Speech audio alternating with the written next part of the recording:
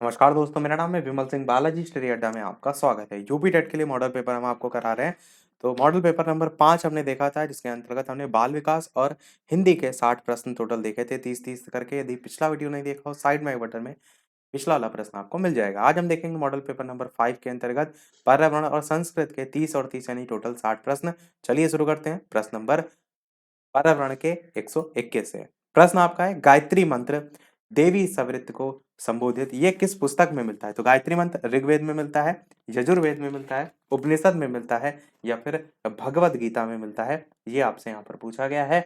बताइए इनमें से कौन सा सही होगा। आंसर की बात करते हैं तो आपका ऋग्वेद जो है सही होगा। ऋग्वेद में गायत्री मंत्र जो है उसको संबोधित किया गया है और इस मंत्र में टोटल कितने अक्षर हैं? तो 24 अक्षर हैं। 8-8 अक्षरों के 3 चरण हैं। ऋग्वेद का जो तीसरा मंडल है, अगर पूछा इस टाइप से भी जाता है कौन से मंडल में, तो तीसरा मंडल जो है इसमें गायत्री मंत्र का उल्लेख जो है वो किया है। अच्छा, ये जो मंडल है इसकी रचना किसने की? तो इसकी जो रचना है वो विश्वामित्र ऋषि जो थे उन्होंने जो है कि उनके द्वारा जो है वो की गई। विश्वामित्र जो ऋषि हैं उनके द्वारा। सैद्धांतिक रूप में चारों वेदों में ही गायत्री मंत्र का उल्लेख किया गया है, पर मुख्य रूप से जो है वो आपको पता होना चाहिए। 122 प्रश्न है कि प्राथमिक स्तर पर मानचित्रांकन सिखाने से शिक्षार्थियों में इनमें से कौन सा कौशल जो है वो बढ़ावा मिलता है? साफ सुथरा रेखांकन, गणनाएं और अनुमान, माप के अनुसार चित्रण करना या सापेक्ष स्थिति और दिशा बोध की जानकारी? आंसर की बात करते हैं। प्राथमिक स्तर की बात की गई है, मानचित्रांकन सिखाने से शिक्षार्थियों में बढ़ावा मिलेगा सापेक्ष स्थिति को और दिशा दोनों को ही जानने के बारे में। तो आपका यही ऑप्शन सही हो जाएगा। 123 प्रश्न है, भारतीय राजनीतिक पार्टी सीपीआई का पूरा नाम जो है वो क्या है? Common party of India. दूसरा है आपका commonly party of India.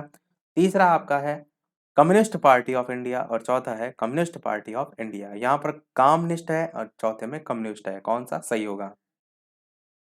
Answer की बात करते हैं, इन चारों ऑप्शन में से कौन सा सही होगा? तो आपका option communist party of India सही होगा। सीपीआई जो है इसकी फुल फॉर्म होती है, ध्यान रखिएगा।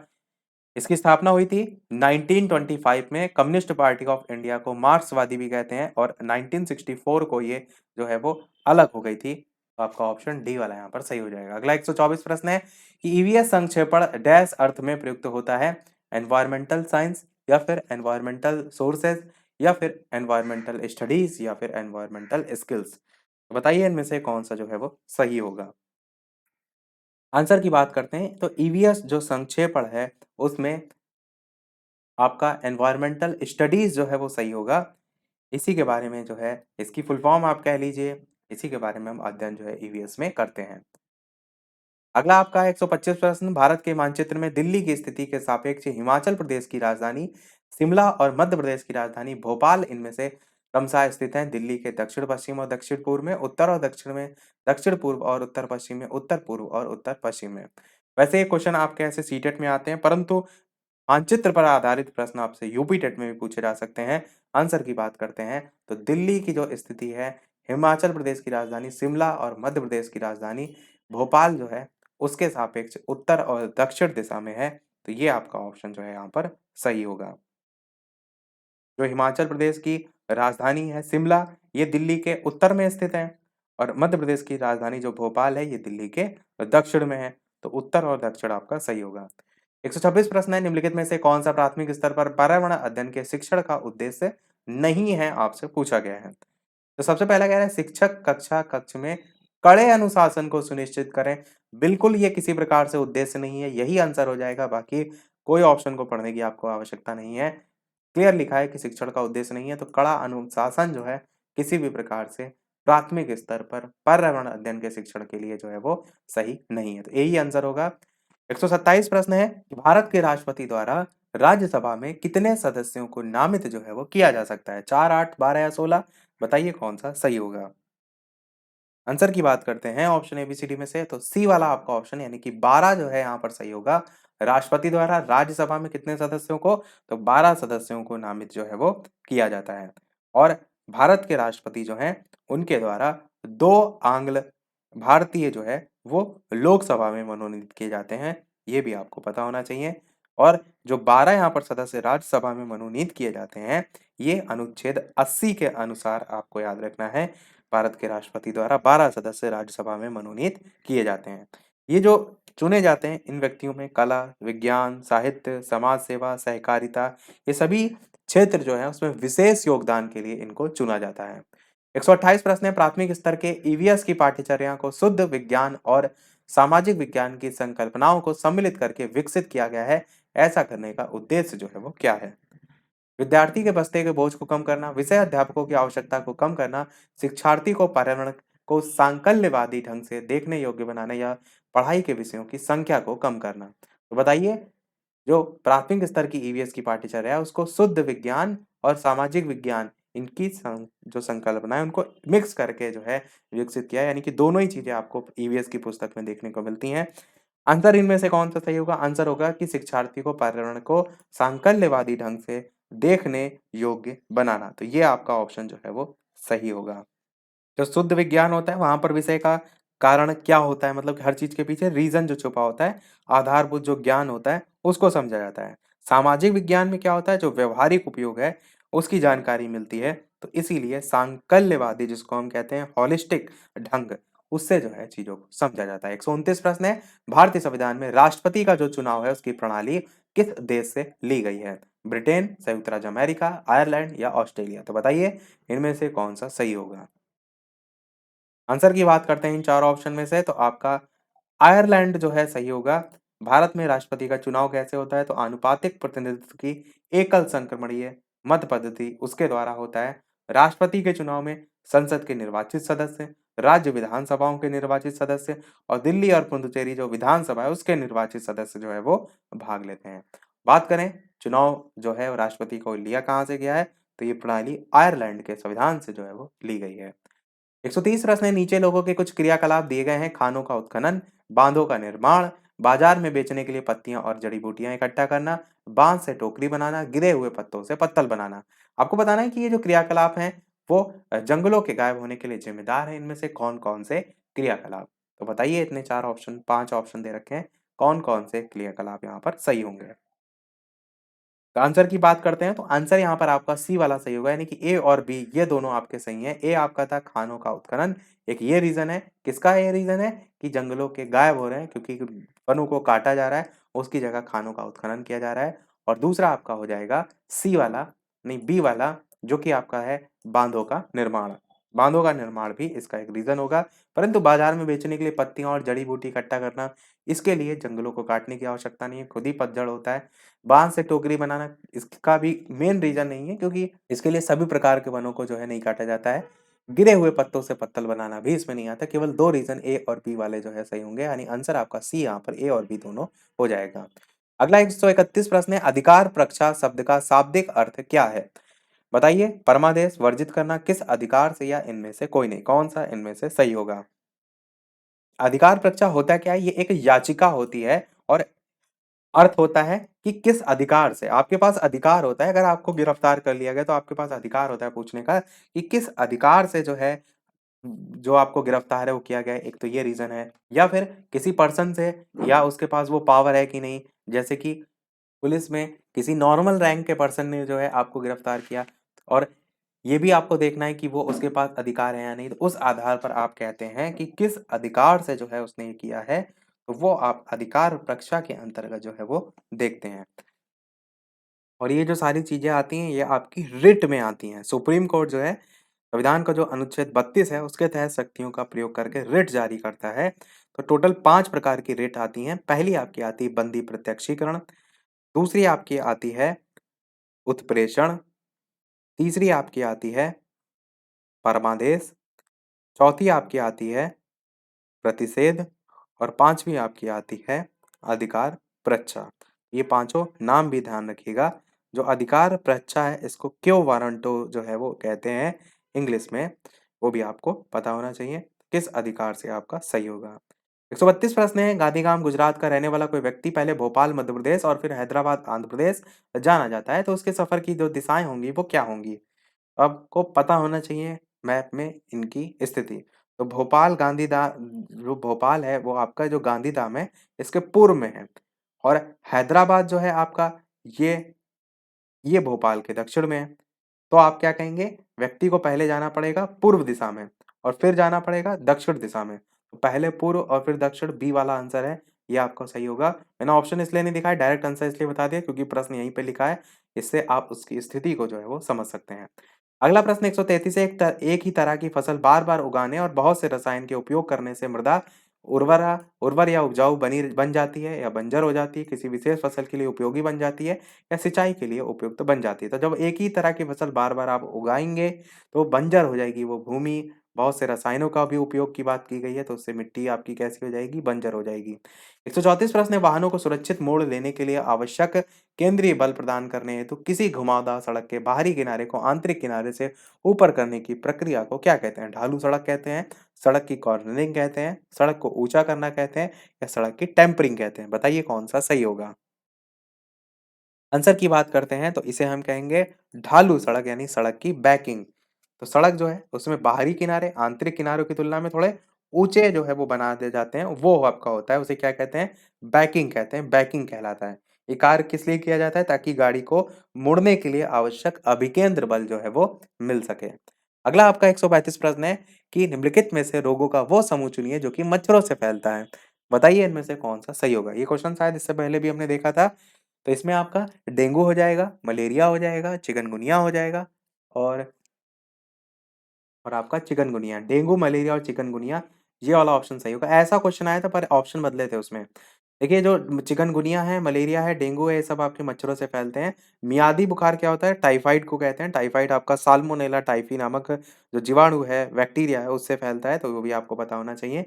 बाकी आप ध्यान रखिएगा। 136 प्रश्न है, कौन सा यहाँ पर जोड़ा सही है? बांदीपुर तमिलनाडु, मानस उत्तर प्रदेश, रणथंभौर राजस्थान, सिमलीपाल बिहार। अच्छा प्रश्न है, बताइए कौन सा इनमें से जो है वो सही होगा?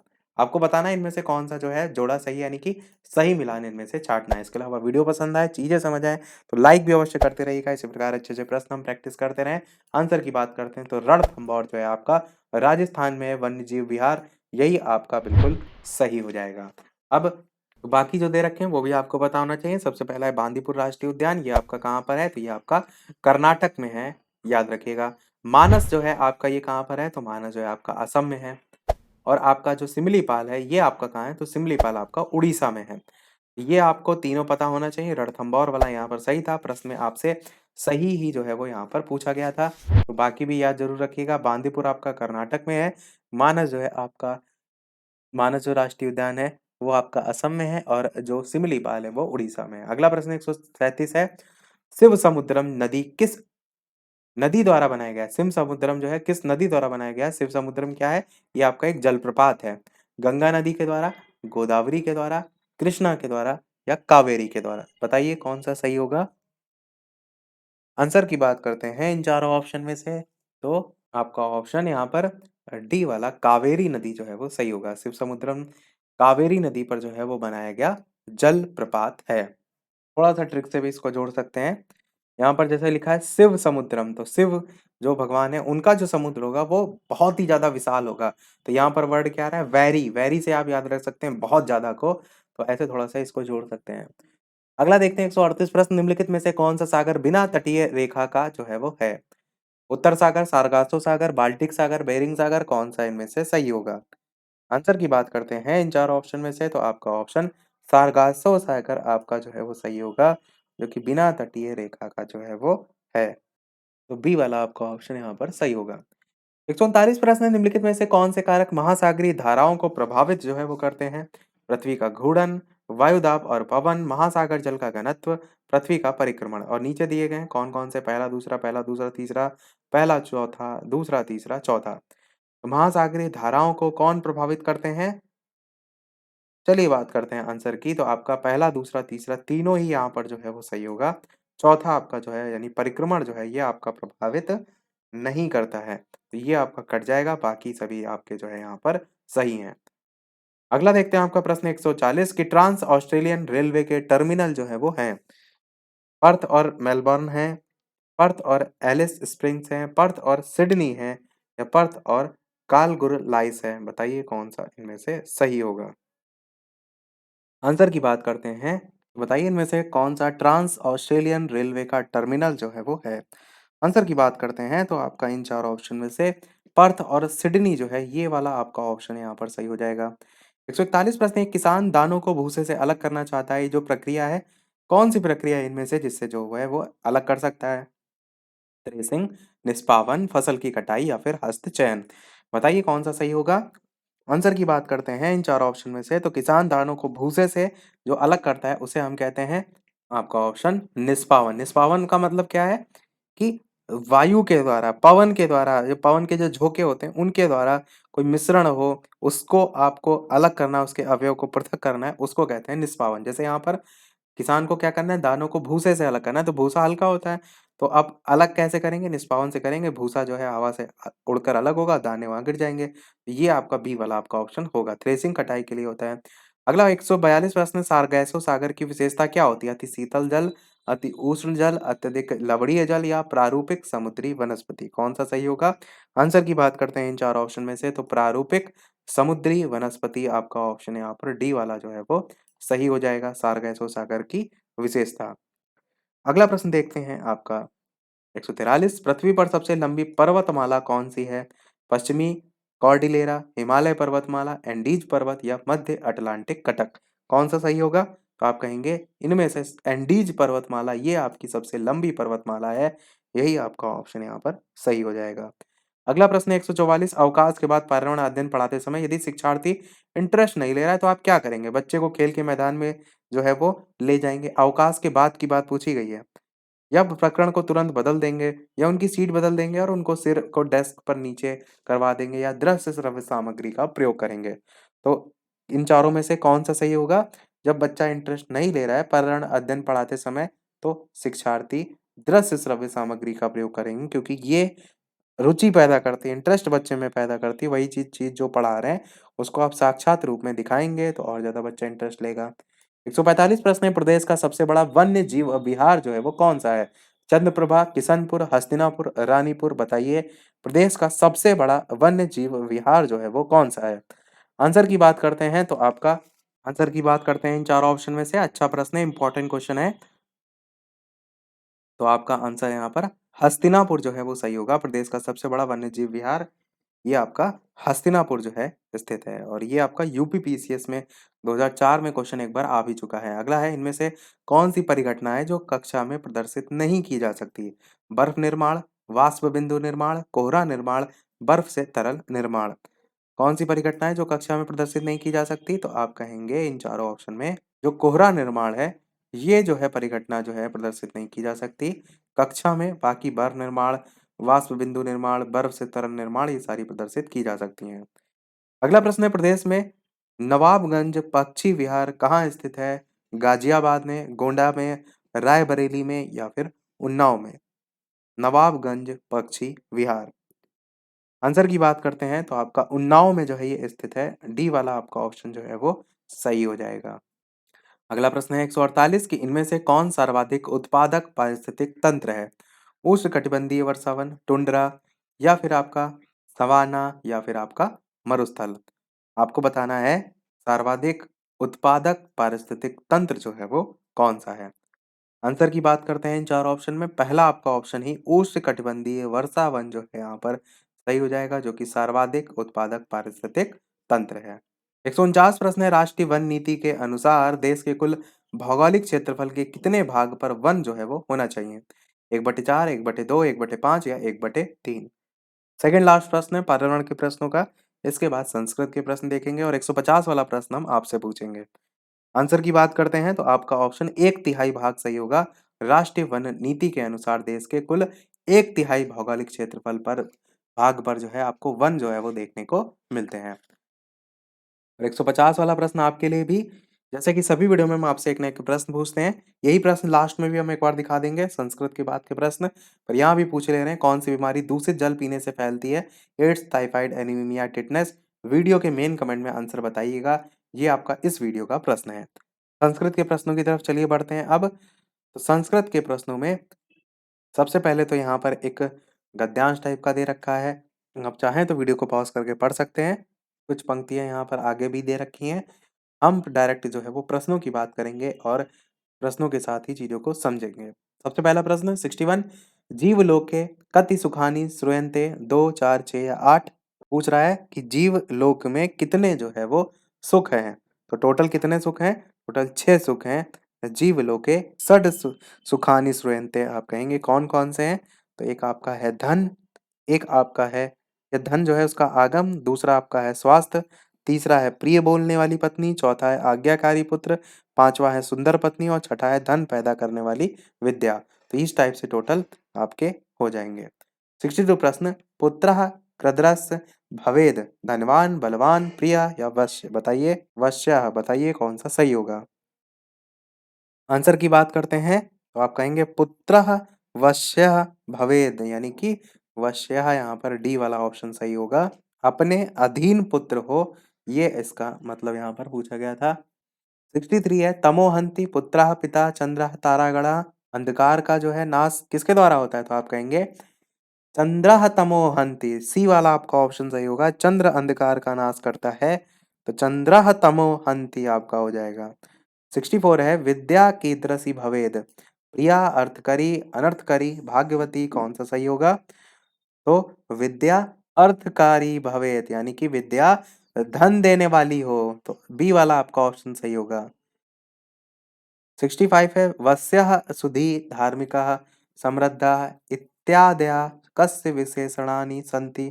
इनमें से कौन सा जो है आपका सही होगा? वस्यः सुधी धार्मिका समृद्धा इत्यादयः कस्य विशेषणानि सन्ति?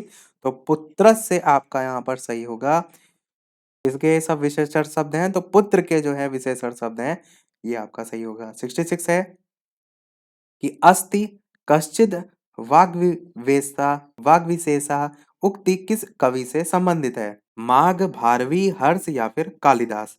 बताइए कौन सा सही होगा? तो आप क्या कहेंगे? कालिदास आपका सही होगा। कालिदास संस्कृत भाषा के महान कवि नाटककार थे। अगला है आपका 67, री वर्णस्य कति भेदः। आपको बताना है री वर्ण है उसका जो भेद है वो कितने होते हैं, कितने प्रकार के होते हैं? तो टोटल आपके 18 प्रकार के होते हैं। री वर्ण का जो है उच्चारण स्थान क्या होता है? तो मूर्धा होता है। ऋतु रसाणाम मूर्धा इसका सूत्र होता है, तो आपका बी वाला यहाँ पर सही होगा। अगला है लिरवणस्य द्वादश भेदा कस्मात्।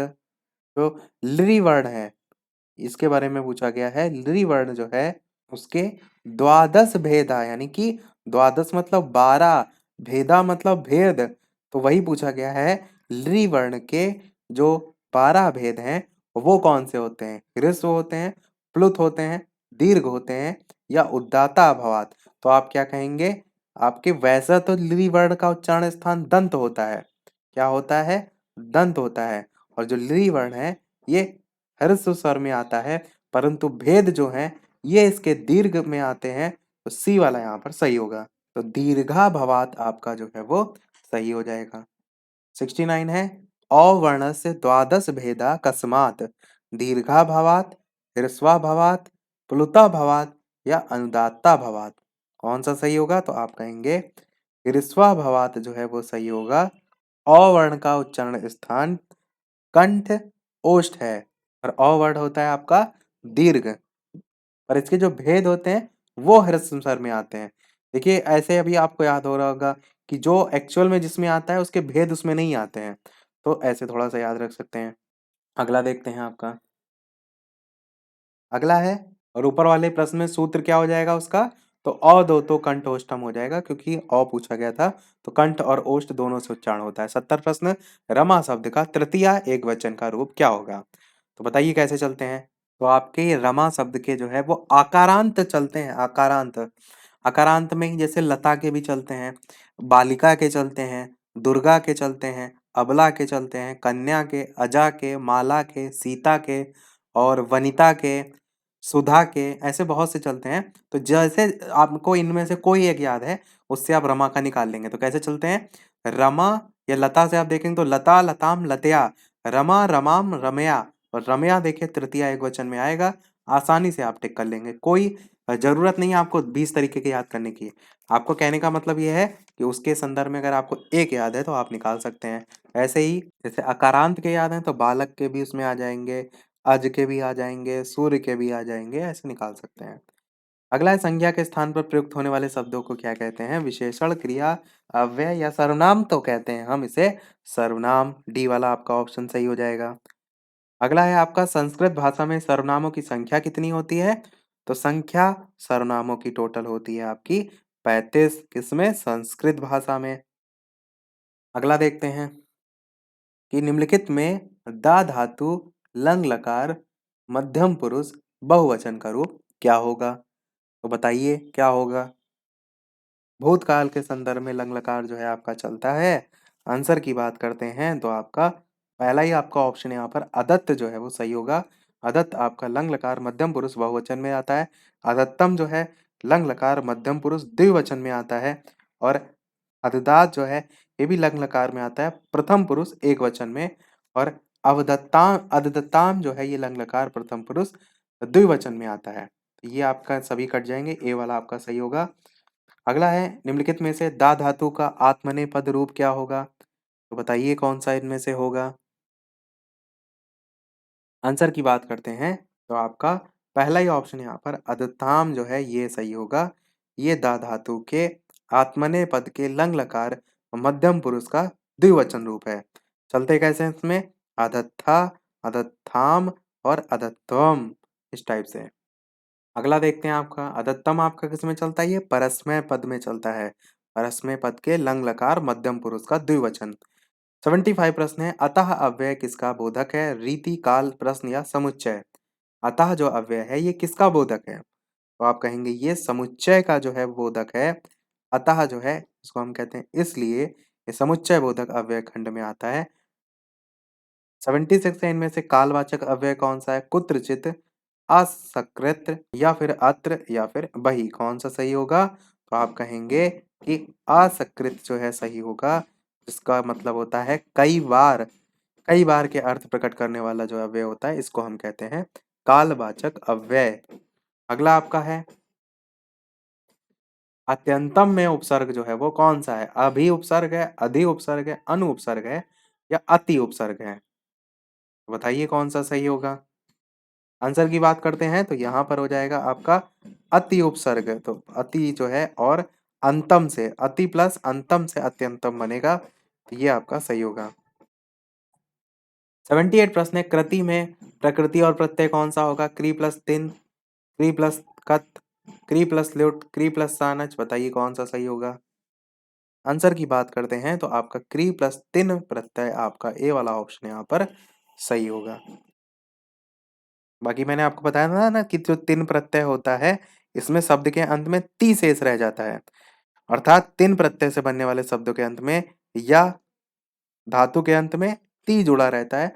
ती क्लियर दिख रहा है आपको यहाँ से? तो कृति किस में आएगा? तिन में आ जाएगा। 79 है इनमें से नपुंसक लिंग का उदाहरण कौन सा है? लता, सोहन, ध्रुवम, बालिका, बताइए कौन सा सही होगा? आंसर की बात करते हैं जो निर्जीव वस्तुएं हैं उनको हम नपुंसक लिंग की श्रेणी में रखते हैं। तो लता भी आपका स्त्रीलिंग में है, सोहन आपका पुल्लिंग में है, बालिका स्त्रीलिंग में, पर ध्रुवम आपका नपुंसक लिंग में है। सी वाला आपका सही हो जाएगा। कुर्सी, किताब, ये सब नपुंसक लिंग में आता है। 80 प्रश्न है अस्मिन ग्रहे दंपति निवस्था में दंपत्ति में कौन सा वचन है? एक वचन, द्विवचन, बहुवचन या इनमें से कोई नहीं? आंसर की बात करते हैं तो आपका ऑप्शन बी वाला यहाँ पर यानी कि द्विवचन जो है वो सही होगा।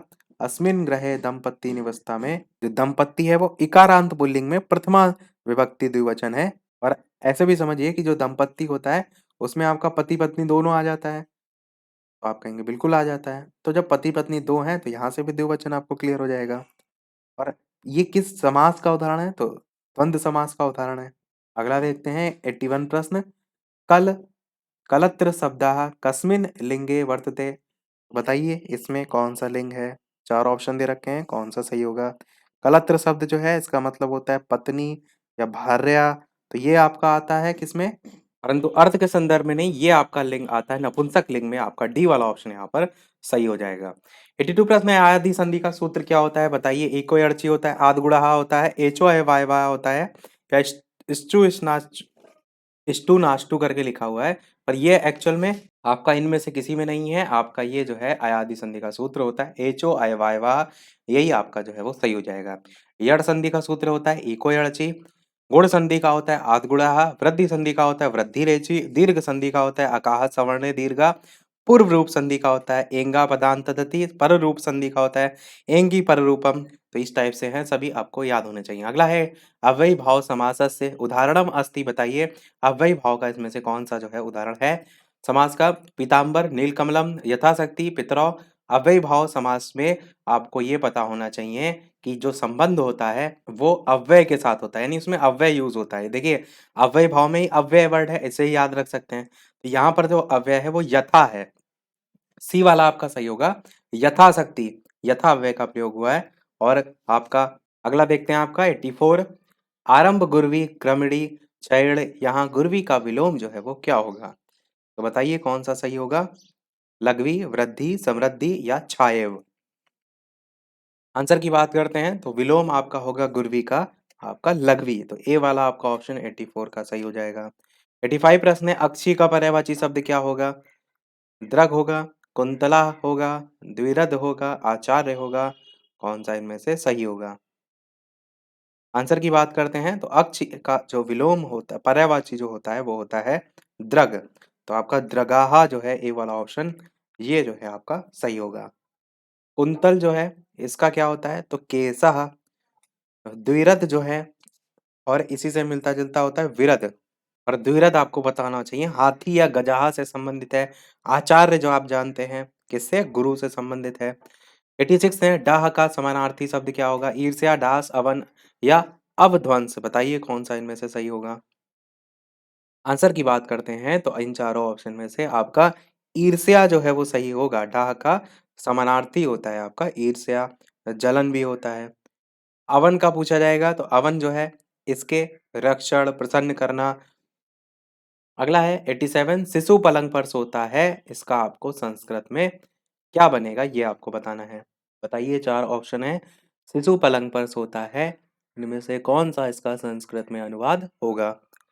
आंसर की बात करते हैं इन चार ऑप्शन में से तो आपका ए वाला ही यहाँ पर ऑप्शन सही होगा।